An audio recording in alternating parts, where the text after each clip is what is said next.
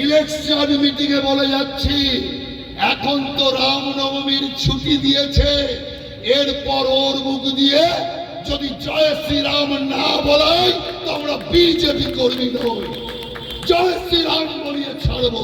পশ্চিমবাংলা, যে পশ্চিমবাংলা আজ চুরিতে 1 নম্বর, সারা ভারত জুড়ে স্বাধীনতার পর আজ পর্যন্ত কোন মন্ত্রীর বাড়ি থেকে 50 কোটি টাকা পাওয়া যায়নি। সত্যজিৎ রায় নায়ক সিনেমা করেছিল, নায়ক সিনেমায় দেখা যাচ্ছে উত্তম কুমার টাকার পাহাড়ে তলিয়ে যাচ্ছে, টাকার পাহাড়ে ডুবে যাচ্ছে। এই মমতা ব্যানার্জি আজকে বলে রাখলাম, ওই নায়ক সিনেমার মতো এই নায়িকা মমতা পাতালে প্রবেশ করবে, টাকার পাহাড়ে ঢুকে যাবে।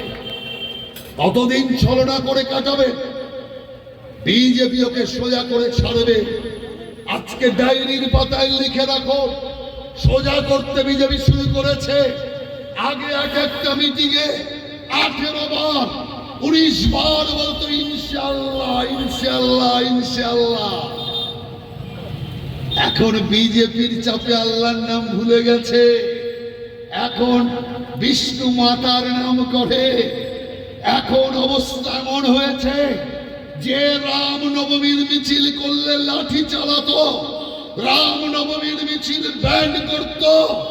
আজকে এই বছর সেই মমতা দেবী রামনবমীতে ছুটি ঘোষণা করে দিয়েছে, রামনবমীতে ছুটি। এখন তো রামনবমীতে ছুটি দিয়েছে, আর অনেক কিছু দেখা বাকি।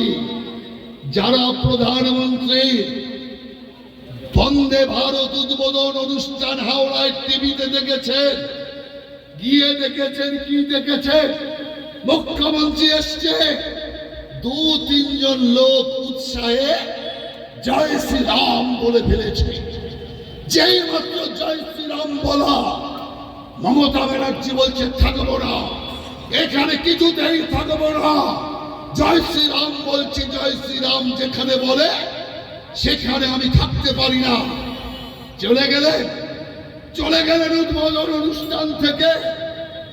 আমি মনে মনে ভাবছিলাম, আমি ওখানে বসে থেকে এই চিন্তা করছিলাম, ছোটবেলায় যখন আমার এলাকায় কারেন্ট আসেনি, হেরিকেনের আলোতে লেখাপড়া করতাম, তখন আলোর বাইরে তাকালে অন্ধকার ভয় লাগতো। বাড়ির লোকেরা বড়রা বলতো, ভয় পাবি না, ভয় পেলে রাম নাম করবি, দেখবি ভূত আসবে না। তখন অনেক রাম নাম করেছি, ভূত পালিয়েছে কিনা দেখতে পাইনি, কিন্তু এত বড় বয়সে রাম নামে যে ভূত নয়, পেতনিও পালায়, এটা দেখতে পেলাম, এটা প্রমাণ হয়ে গেল।